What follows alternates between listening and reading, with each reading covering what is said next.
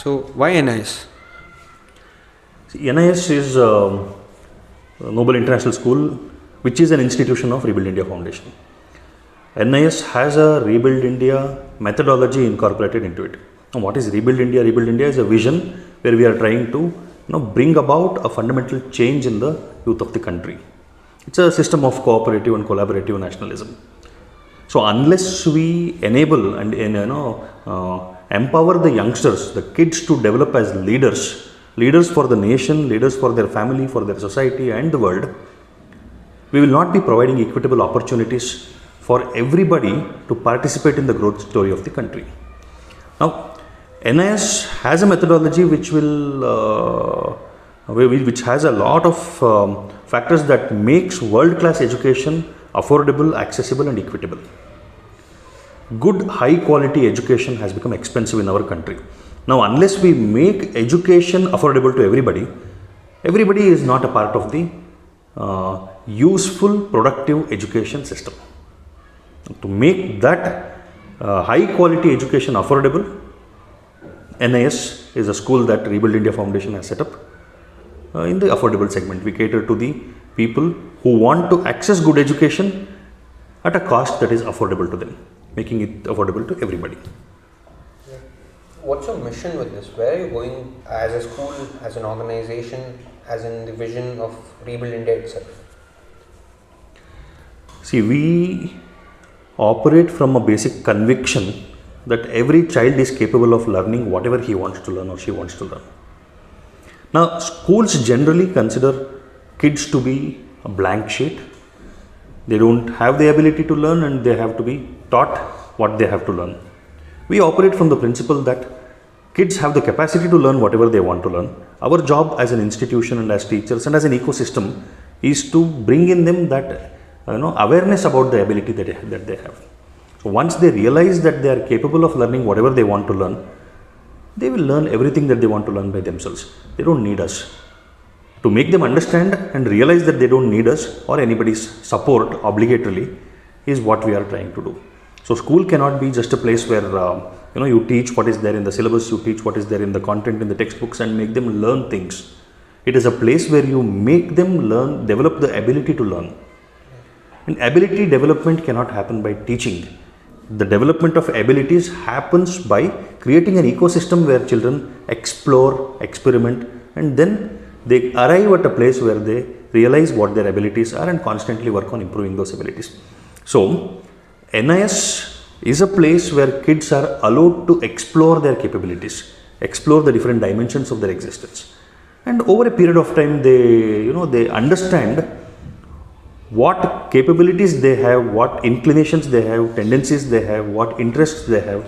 And as they keep working on those things, they become better as individuals. So the vision, if you say, is to help individuals realize their full potential and develop as leaders for the country and the world. Wherever they are, in their workspace, in their families, in their communities, they have to be leaders. Leadership development is at the core necessities of national development. Unless a large number of people become leaders, nation doesn't progress. Then the development of the nation will not be equitable. And for all those changes to happen, it has to happen from the school level. So that's the vision. We want to help development of leadership. We want to facilitate the development of leadership among a large sections of the society so the country moves forward as a collective group, as a collective community towards better development. Okay. It's hard to ignore the fact that there is India in your organization's name. So you're very focused on India. What's your, personal intuition towards patriotism? See, what is bigger than me? I am an individual who has an interest in, sustaining my life. For that I eat, I have all the basic necessities taken care of. Bigger than me is my family. Bigger than my family is my community, bigger than my community is my state, my institutions. The largest common identity that all of us can think of is of the nation. As a whole, we say Vasudhaiva Kutumbakam. Vasudhaiva Kutumbakam is the world is one family. For us to feel that the world is one family, we need to feel that connect. We have boundaries, we have geographical boundaries, we have economic boundaries, class boundaries, language boundaries, a lot of those things. But as a country, the biggest identity that we can have is of the citizen of a nation. So when we make ourselves committed towards the development of the nation, when all that we do, our thoughts, our actions and our words are aligned towards making our country a better place, we are actually working towards creating a better condition for our own survival. When my neighbors are peaceful, my life is peaceful. When people around me are well taken care of, my life is well taken care of, because my interaction is with everybody and everything that is around me. So my greatest interests are taken care of when everything and everybody around me are in a good state of well-being. So for us in Rebuild India, the sense of patriotism is to work towards creating an ecosystem where everybody is thinking about the welfare of the person next to them. This is on one plane. And on another plane, on a civilizational plane, we are the oldest civilization of the planet, oldest living, surviving civilization of the planet, and we are very vibrant. India has a history, civilizational and cultural history of thousands of years. The beginning date of our civilizational development is not known. With more and more research, it is dating backwards. So we are at least a 10,000-year-old civilization. That means we have an ocean of cultural and civilizational knowledge, philosophies, processes and a repository of practices. We need to be clearly proud and happy about our roots. So we say in the Rebuild India model of development, every Indian citizen should be connected to his culture, that is Samskriti. Every Indian citizen should develop the Indian value systems. The Indian value systems are of what? Satya, Ahimsa, Dharma, Astheya, Aparigraha, the principles that are told in the Yama of Ashtanga Yoga. So Indian value systems, that is Samskara, and 3, a sense of belonging and a sense of pride with our roots, with our nation, that is Bharatiyata. So 3 foundational things that are necessary for anybody to be considered, anybody to call themselves as Indian is Samskara, that is of the value system of the nation, the civilizational values. Samskriti, rooting to the cultural heritage of our country, and Bharatiyate. Bharatiyata is the pride in being an Indian. So this is our sense of patriotism. Connect with your roots, help each other progress, think of the person next to you before you think of your own interests. And Rebuild India has 4 values that we propagate. We practice and we teach our children to practice. Sadhana, that is doing something every day to become a better person, working towards development. Second, seva. Seva is service. You get opportunities to help the weak, the helpless and the elderly. ಅಸಹಾಯಕರು ಅಶಕ್ತರು ಮತ್ತು ಹಿರಿಯರ ಸೇವೆ ಮಾಡುವಂಥ ಅವಕಾಶಗಳನ್ನು ಬಳಸ್ಕೊಳ್ಬೇಕು. Serve the elderly, serve the weak and serve the helpless. That is the second value. 3, Tyaga. Tyaga is sacrifice. My family is bigger than me, so my interests come behind my family's interests, and my nation is bigger than my family. So my nation's interests come before my family's interests. So if there is a conflict between my interest and family's interests, family's interests take precedence over my interests. So that is Tyaga. Sadhana, Seve, Tyaga, Samarpane. Samarpane is doing everything with a sense of dedication. Whatever you are doing right now, if you are eating food, eat with a sense of dedication. Complete Samarpana Bhava towards the task that you are doing. So these are the 4 values. India was a Vishwaguru once upon a time because these 4 values were a part of the psyche of people to a larger extent. Now for us to become the guru of the world again, we need to instill these 4 values back into the minds of people. Where do we start? The people whose attitudes, belief systems, their tendencies that has already been established, you cannot do anything to them. You can keep appraising them, but the change that you can see in these dimensions is the maximum when you instill these values in the youngsters, in the kids. When they are young, when their receptivity is the highest, when their compliance is the highest, when their trust on you is the highest, when their energy is the highest, when their possibilities are the highest, when their creativity is the highest, that is the time when they are in school. And you instill the right kind of value system in the school, they develop as very strong, confident, content individuals. So this is the Rebuild India value system. This is our idea of patriotism. It's not about telling somebody that I am better than you. It's about constantly working towards becoming a better person, constantly working towards achieving the best possible development that you can achieve for yourself on the basis of the greatest philosophical and spiritual heritage that we have, that is the Indian heritage, and help everybody around you to attain their full potential. That is our patriotism. And this, over a period of time, will expand to include everybody in the world. Every human being is a potential family member. That is the concept of Vasudhaiva Kutumbakam. That is the concept of patriotism in the Rebuild India framework of things. Yeah. So there is one pattern, if we can observe here, even when we walk through the school or even in your ideologies, and that is the core instillance of Sanatana dharma. So what does that mean to you? See, you brought out two words, right? Sanatana and dharma. Correct.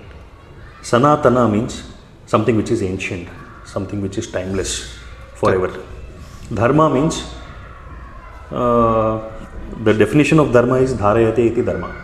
What I take upon myself to be followed as the guiding principles for my life. Okay? You go and do some trade. There is a Vyapara Dharma. What is Vyapara Dharma? Vyapara Dharma is you don't cheat your customers. You provide the best of your services and you charge fair. Give your service the right way. Take care of the interests of your customers and charge a fair price so that you also progress. That is Vyapara Dharma. There is Kutumba Dharma. There is Rashtra Dharma. There is, if there is an institution, there is that institutional dharma. The idea of dharma is an exclusively Indian concept. It's an Indian idea. Dharma doesn't mean religion. Dharma doesn't mean sect. Dharma doesn't mean anything that people. Dharma doesn't mean religion. Dharma doesn't mean sect. Dharma doesn't mean any exclusive idea of an association or an affiliation to something. Dharma means what you take upon yourself to comply with absolutely for your life. Now, Bhishma had Raja Dharma. The dharma of Bhishma was complete commitment to the Raja. That is why, in spite of knowing that Duryodhana was an adharmi, Duryodhana was doing the wrong things, but Bhishma had taken upon himself the dharma of being loyal to the king. He did it, he followed it, he complied with it till his death. So an individual who is clear with his principles will be known by the dharma that he is following. Vibhishana had Rajya Dharma. Vibhishana is the brother of Ravana. Correct. Vibhishana had Rajya Dharma. For Vibhishana, the commitment to the welfare of his Rajya was his dharma. That means, even if his brother who was the Raja, Ravana, was against the welfare of the state, he will go against the Raja, but he will not go against the Rajya. But for Bhishma, it was Raja Dharma, Raja Nishta Dharma. He had taken the vow of being loyal to the king, not to the kingdom. So Bhishma is not an adharmi because he was on the side of the adharmis. Ravana was the king and the brother of Vibhishana.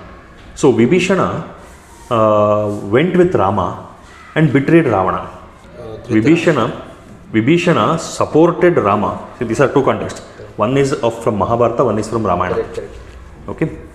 Vibhishana is the brother of Ravana. Vibhishana betrayed Ravana and took the side of Rama. Now, if you look at it from the point of view of Rajanishta Dharma, Vibhishana is a traitor, adharmi.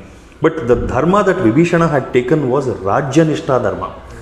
For him, the dharma was loyalty to the Rajya, not to the Raja. For Bhishma, the loyalty was towards Raja, not to the Rajya. Both were extreme dharmic people. So when we say Sanatana Dharma, Hinduism, the religion that we follow, Hindu religion, draws its value system from Sanatana Dharma. Sanatana Dharma is like an ocean from which Hinduism is a stream of water that is being taken. Buddhism has its principles connected with Sanatana Dharma. Jainism has its connection with Sanatana Dharma. Sikhism has its connection with Sanatana Dharma. It's like a big ocean, or you consider it as a river. Sanatana Dharma is a vast river. You have a lot of things available there. You take some things from it, codify it for your daily practice, and that becomes your pantha. That is the religion. For lack of a better word to represent what dharma is, English considers dharma and pantha to be religion. So we are a Sanatan school. Rebuild India is a Sanatan organization which draws extensively from the Sanatan dharmic principles. The Sanatan dharmic principles are of Vasudhaiva Kutumbakam. If you say, what are the principles that will define Sanatana Dharma? It's an ocean. How can you define an ocean in a few words? So think about it like Sanatana Dharma strives to attain two principles, achieve two ends. One, Vasudhaiva Kutumbakam. The whole world is a family. Sanatana Dharma doesn't say, Vasudhayai ye manushyaha santi. It's not a kutumba of humans. It's not a kutumba of the humans of the world. It's a world family. That means it includes every living organism. So Sanatana Dharma says every living organism on the planet is one family.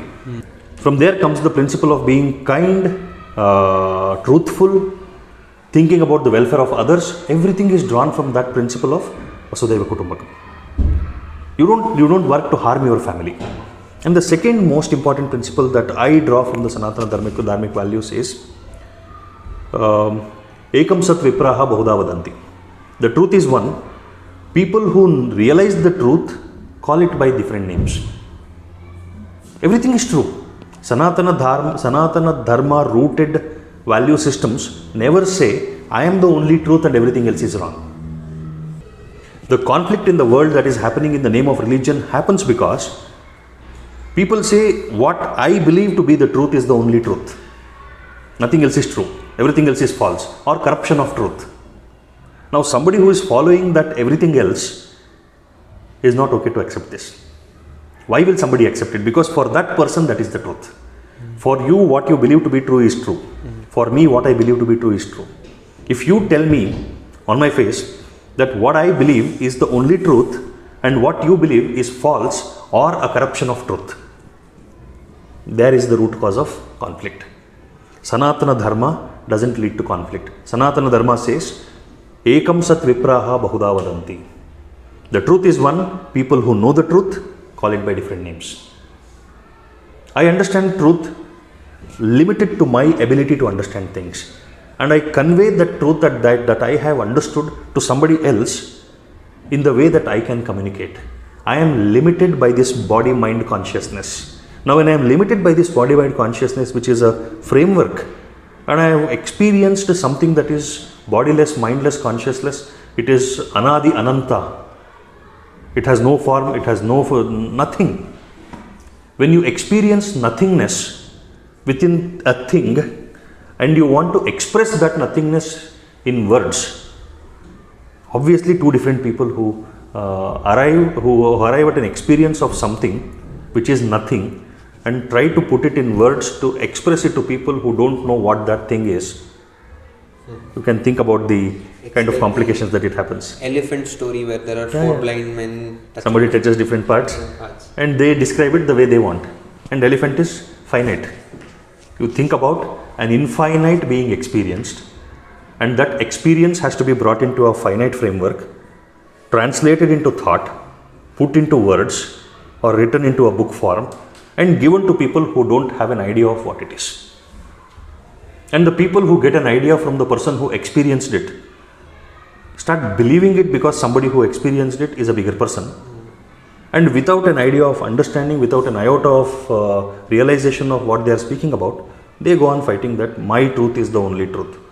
When you root yourself in the Sanatana Dharma values, you don't have to experience, you don't have to understand. You just listen to this, you just believe Ekam Sat Vipraha Bahuda Vadanti and Vasudhaiva Kutumbakam. The truth is one, known people talk about it in different ways. Then you respect everybody. Somebody is talking about something which is exactly opposite to what you believe. When you tell in your mind Ekam Sat Vipraha Bahuda Vadanti, you tell that person, you tell to yourself that it's his truth. You respect it. You see that? So Sanatan values are universal values. Those are the principles that have which alone has the possibility of bringing about peace in the world, because anything that says I am the only truth and everything else is wrong, or my truth is better than your truth, leads to creation of the world in superior inferior framework. And somebody who is told that he or she is inferior will revolt, conflict. So yes, Rebuild India value system, Rebuild India structure, Rebuild India framework is on the strong foundation of Sanatan values, Sanatana Dharma principles. And Sanatana Dharma is the earth on which the tree of Hinduism has grown. You cannot say the tree is the earth or earth is only the tree. Hinduism derives its nourishment and nutrition from the mother earth of Sanatana Dharma. So this is our idea of Dharma and the basis of Rebuild India, which is the basis of Noble International School. There is a very interesting way you look at things when it comes to how students understand or basically comprehend what they learn. You have explained this in a very interesting way, as in by metaphorically using construction of a building. Can you elaborate on that? See, whether it is development of the student intellectually and becoming competent to have gainful employment and build their careers, or whether it is setting up an enterprise or anything, it's like building a building, constructing a building. The building needs to have a foundation, then you have pillars, then you have roof, slabs of different levels. The size and scale of the building is dependent on how strong the foundation and your pillar structure is, the framework is. And you decorate the walls, you make beautiful walls, decorate it, and that adds to the overall beauty of the building. For a student, the foundation of his education, and again, even for education, the English word education doesn't differentiate between formal education and life education. In Sanskrit, we have Shikshana and Vidyabhyasa. Shikshana is learning a set of things in a particular framework. That is what happens in formal education. Vidyabhyasa is acquisition of knowledge. Vidya Abhyasa. Vidyaya Abhyasaha. The practice of knowledge. That doesn't need anybody to go to school. So with that understanding, every Shikshita person, a person who has got Shikshana, need not be a Vidyavanta or a Vidyavan. And every person who has Vidyabhyasa, every Vidyavanta or Vidyavan need not necessarily be Shikshita. That's why you see very elderly people who have never gone to school, very wise. They give you wonderful life advice. Super qualified people with multiple degrees, master degrees, multiple PhDs, having absolutely no sense of how to conduct their life. Now, who is educated? In an English perspective, the one with degrees is educated, the elderly lady who has not gone to school is uneducated. But in our Sanatan framework, Sanatan point of view, this person is Shikshita but Avidyavanta. He doesn't have wisdom. This elderly lady is Ashikshita. She has not got Shikshana, but she is a Vidyavanta. She has got wisdom. Okay. So this building of knowledge that I am talking about is for Vidyabhyasa, not for Shikshana. You can be Avidyavanta and complete your Shikshana. Avidyavantanagi Shikshanavana mugisbodu. Bekadashtu jana shikshitru avidyavantaru. So foundation ಏನು? What is the foundation of this building? The foundation is of samskara, abhyasa, havyasa, adarsha. These are the four foundational principles. One needs to have a strong value system. Second is habits, good habit patterns, their daily life habits and their study habits. Havyasa, hobbies. And fourth one, adarshaಗಳು, role models. What role models do you have? It can be individuals, it can be ideas, it can be philosophies. But what is the role model? What is the adarshas or the principles that are driving your life? This is the foundation. Only when this is fixed properly, the effort will be in right directions. Then the pillars. Pillars have to be 5-dimensional. There are 5 pillars. An individual who focuses on 5 dimensions of his existence has the highest possibility of achieving greatest success. The 5 dimensions are physical, intellectual, emotional, social and spiritual. Every day, a person should work on strengthening these 5 dimensions. Become strong physically. Exercise. Go for a run. Do some physical work that makes you strong physically. Intellectual development. Read something every day. Emotional development. Everybody gets angry. Everybody will have emotional instability. Learn to manage emotions without leading into conflict. Social dimension. Work towards becoming a person who is well adjusted in the society. You get opportunities to do all of this every day. But you have to use those opportunities and grow as individual. Spiritual dimension. Go into yourself and work on understanding the different dimensions of your existence. That is the spiritual dimension. These are the 5 pillars on which the building stands. Now the slabs are all different stages of life. 10th standard exam is one slab. Then you go to 12th standard exam, that is another slab. Your degree exam, that is another slab. The more and more accomplishments you make are each one slab. The walls, the beauty of the walls is determined by your knowledge and skills. So the more and more knowledge you accumulate, the more skills you develop, you will have beautiful walls. There can be people who have got a lot of degrees, a lot of accomplishments, 10th standard done, 12th done, degree done, master's degree done, PhD done, but they might not necessarily have knowledge and skills. That means it's a building with faulty pillars, faulty foundation, but having multiple floors. What will be the fate of that building? It has to collapse. There is no other fate but collapse on someday. So in our school, we work on this. Every day our processes are designed to work on this. The foundation, the pillars and the slabs. We work on the foundation, pillars and the walls, building the beautiful walls. And with the time they will get the opportunity to build slabs. You cannot write 10th standard exam before they reach 10th standard. No? But you can work on the value systems, you can work on the foundation, you can work on these 5 dimensions every day. And you have to work on these things every day. The focus on exam should happen when you reach the stage where you have to take exams. This is our framework. This is the framework of our Rebuild India model of education. So only when you build it like this, they develop the ability to expand further, and whatever they accumulate as knowledge and skills and their degrees, it will all be useful for them to get gainful employment, make their lives better and contribute productively and positively to the world. Otherwise, it's all a futile exercise. Compromise everything, have nothing. That will be the situation. You can answer that. Okay, the question is See, what a student comes with in terms of his attitude and habit patterns is a direct reflection of where he comes from. His family, his surroundings, all these things determine what he comes with.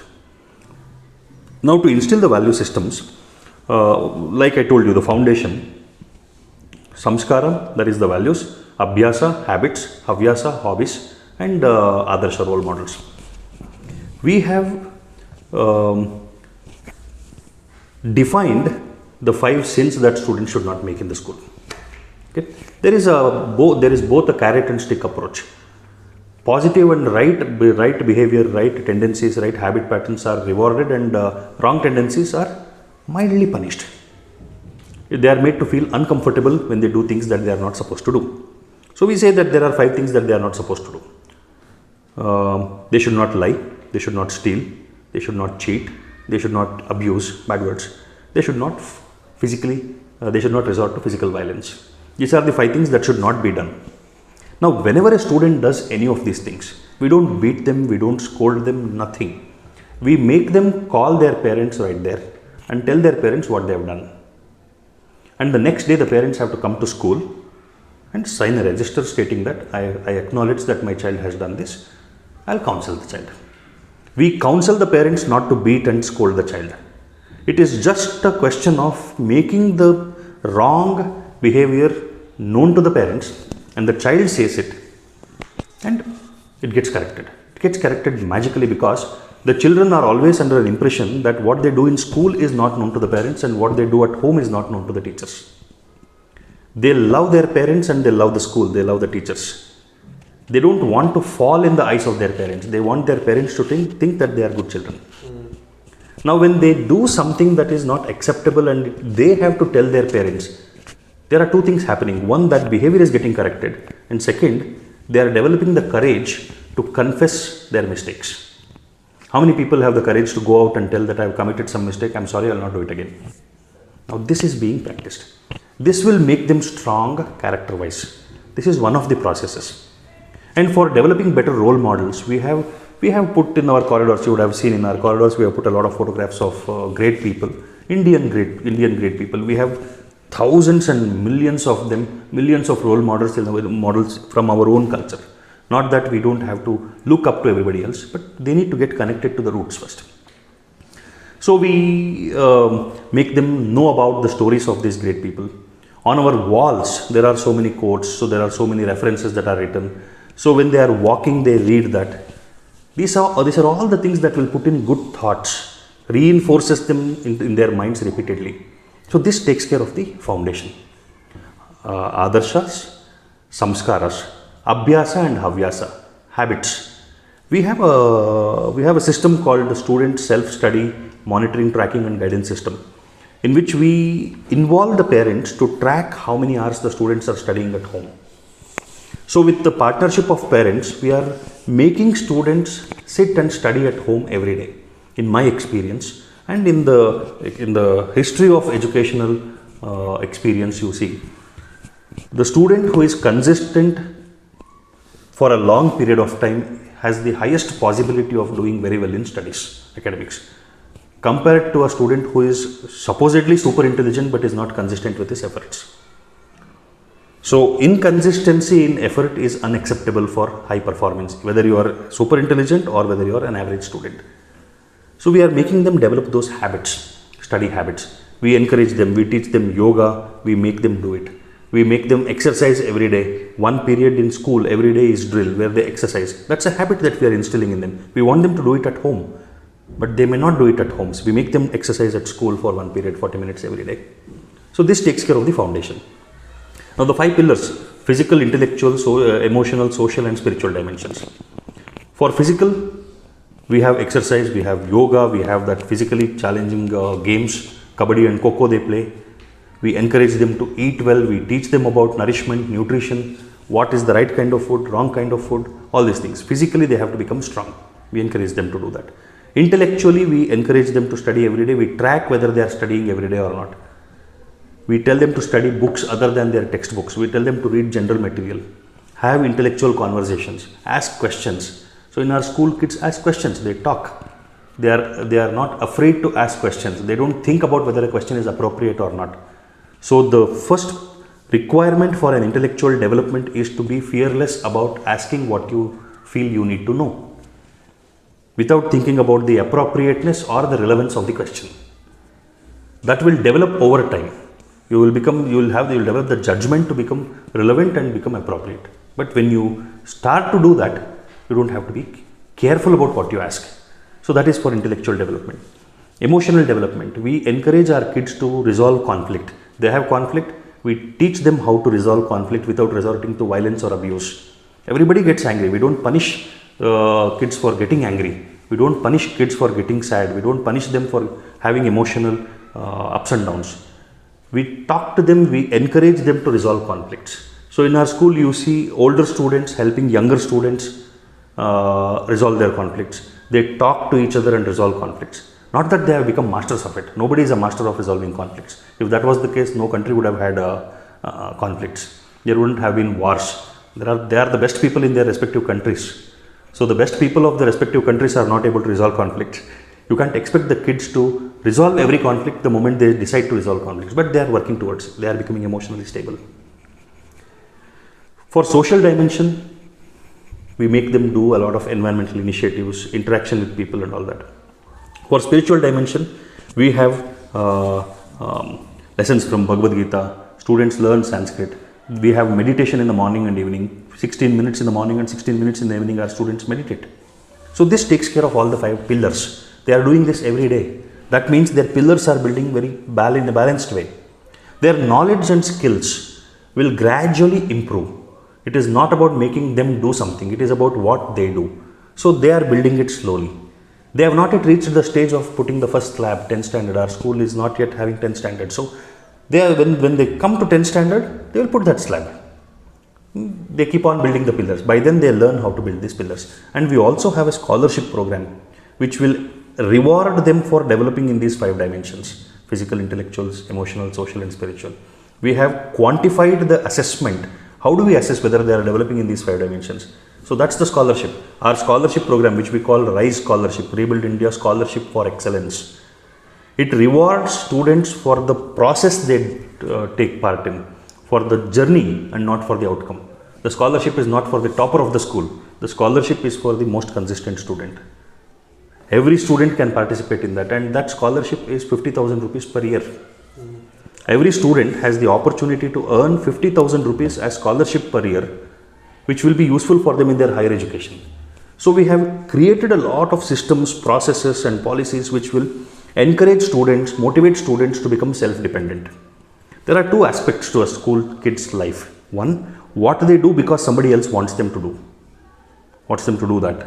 And second, what they do because they do it out of their own free will. In most of the students, whatever they do at home with regard to education, they do it because parents want them to do it or teachers want them to do it. Only a few students do it out of their own free will. Our processes will over a period of time make students decrease the work they do because somebody else wants them to do it, and increase the amount of work that they do out of their own free will. So the work that we give them will be requiring lesser time than the minimum duration of time that they have to study at home. That means they have more time than it is required to finish the work that we have given them. Now in that time, they have to decide what they will do with that time. So making kids comply to what you want them to comply to is easy. Create fear, they will comply to what you want them to comply. But making them responsible is a participatory process. We are working towards making kids responsible, and they have to participate. They have to willingly participate. If they are not willing to participate, they will not participate. And you cannot force them to participate. You can force a person sit in a class. You cannot force a person listen to the class. You cannot force a person accept what you want them to accept. You can force them to listen to you out of your authority. We use very subtle methods to make them become responsible, make them become participatory. This is how we are implementing the methods in our school. Okay. When you say subtle methods to actually get it implemented, what do you mean by that? See, in any school, if a child beats up another child, the punishment might be beating up the child, beating up somebody who beat the child. Right? In our school, if somebody beats up somebody, we make them confess that to their parents.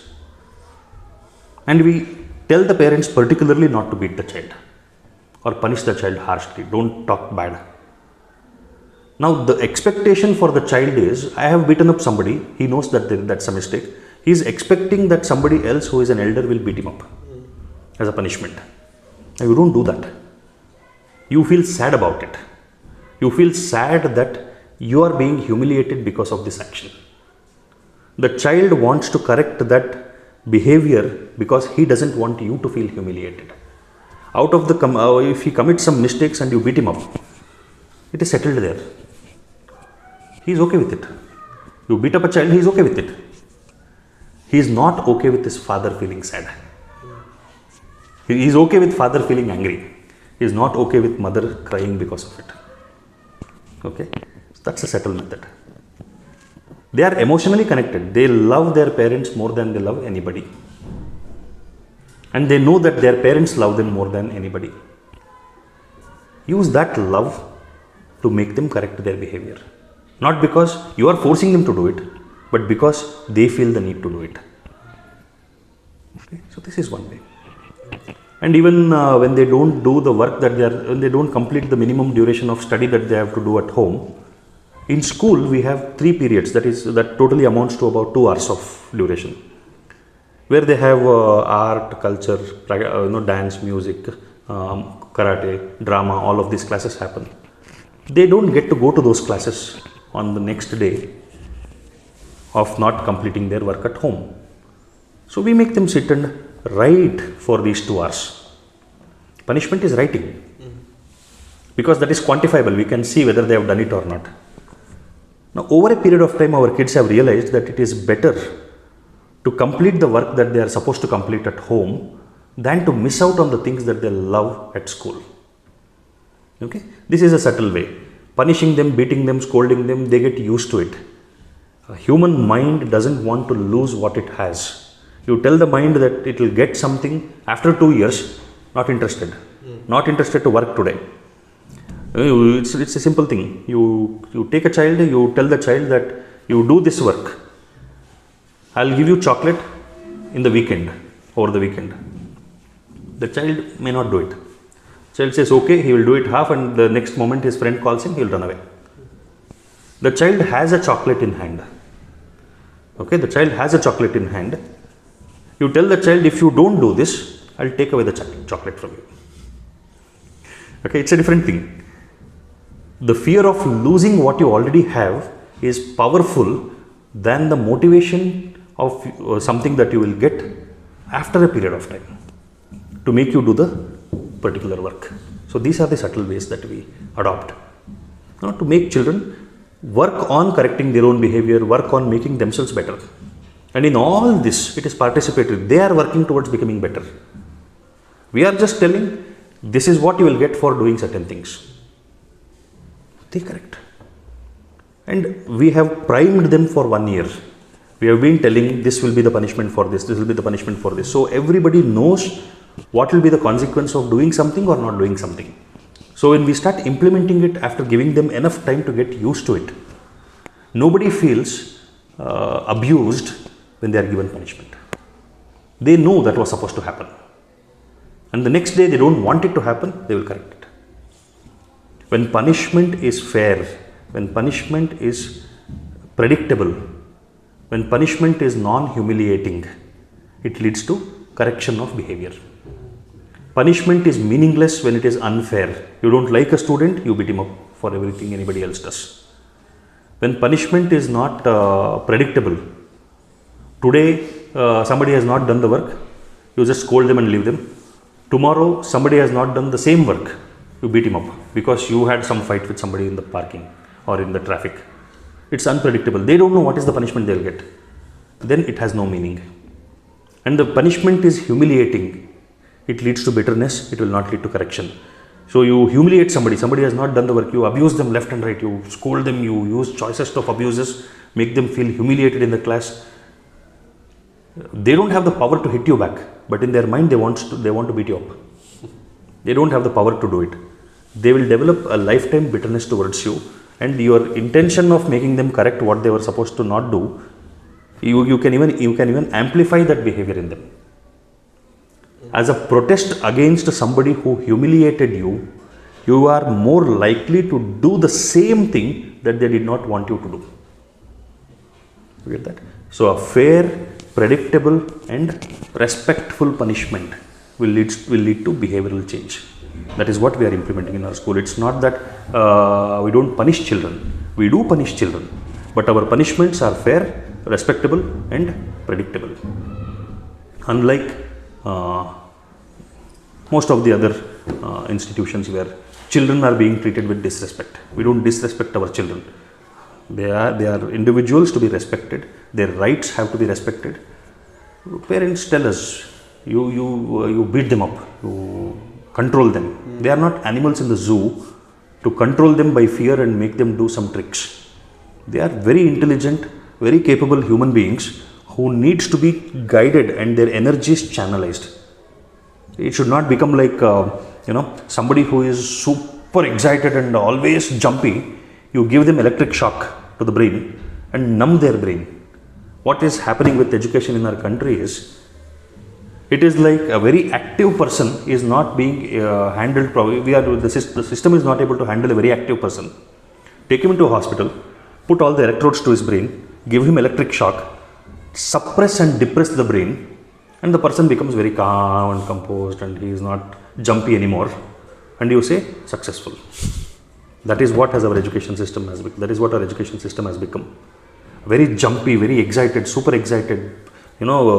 Believing in every single possibility. A child with that kind of a happy mind is brought into a school. Within a few years, the child becomes calm, the child becomes laid back, the child becomes submissive, the child becomes compliant to everything. Parents are super happy. My child has become very good. He has become very decent after going to school. What are you doing? You are celebrating the death of your child. Your child has died as an individual. It is just funeral pending.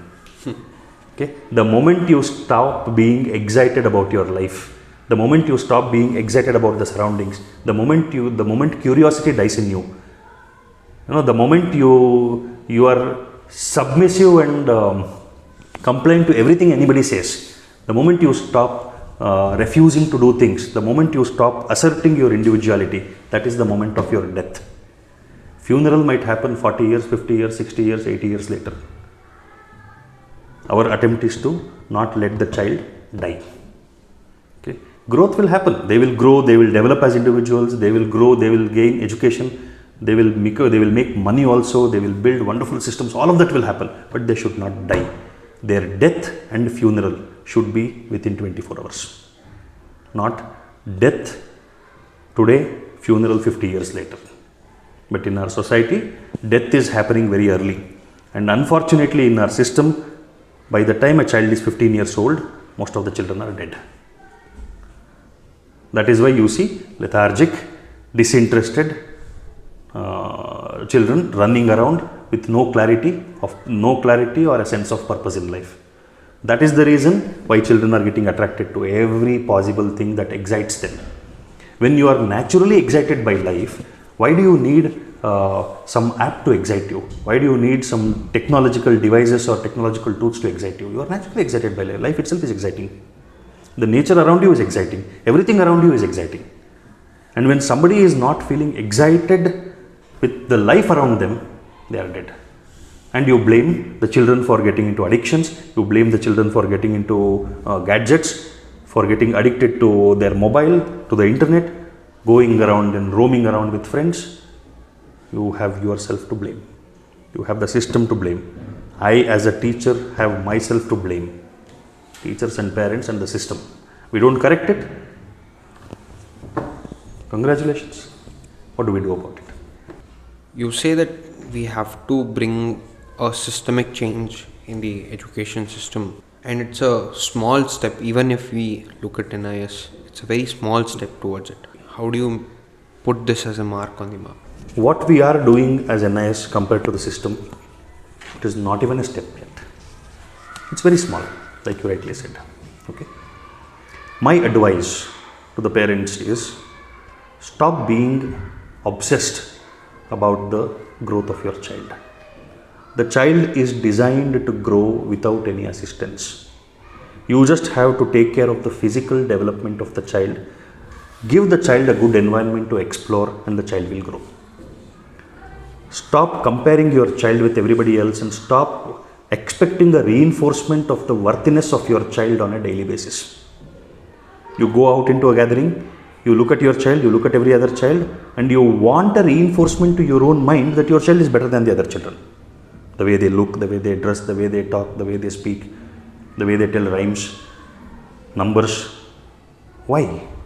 Your child is beautiful, your child is intelligent, your child is infinitely capable. It is not a belief that you have to keep like you keep beliefs on a religious text. It is a conviction that you need to have and a trust that you need to have on the power of human life. Every child is infinitely capable. Stop thinking that your child needs to be guided every single step. Be a guard. Think about it this way. Your child is like a seed, a small seed. You don't know which seed it is. A seed is full of potential. What is your job? Your job is to put it in the soil. Let the seed sprout. Don't keep digging the seed and see whether the seed has sprouted or not. Let the seed sprout, it will come out of the soil. It will come out of the soil, and when the seed comes out of the soil, until that small sapling becomes a good enough plant, your job is to act like a fence. What is the role of the fence? The fence will make sure that no small animal comes and eats it up. Somebody who is walking doesn't stamp on it and kill it. You protect your child from unnecessary influences. Unnecessary influences which will hamper the growth of your child. Examples? Like, somebody comes and talks about your child's physical appearance. Protect your child from that. Doesn't mean that you have to prevent your child from getting exposed to that. Give the child enough ideas to deal with it. Put in your child's mind that the differences in physical appearance is common. It's natural, and nothing is better or lesser. What you love is beautiful to you. That is the most beautiful. A 5-star meal is less tastier than the meal that your mom cooks, because what your mom cooks has love in it. Somebody who is not connected to you as a family eats a 5-star meal and the meal that your mom cooks. Which one will they say is better? 5-star. The 5-star meal is something they will say is better. But for you, what your mom cooks is better. So you don't have to go on proving to the world that your mother's cooking is the best. What you love is good for you. That's all.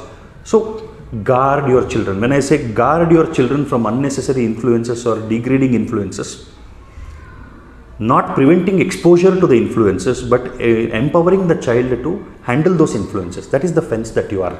And once the plant becomes a sufficiently bigger tree, you can remove the fence. You are not required there. Remove the fence, you don't have to do anything. That is when, let's say, when a plant becomes some 4, 5 feet, 6 feet tall, the smaller animals cannot pull its leaves.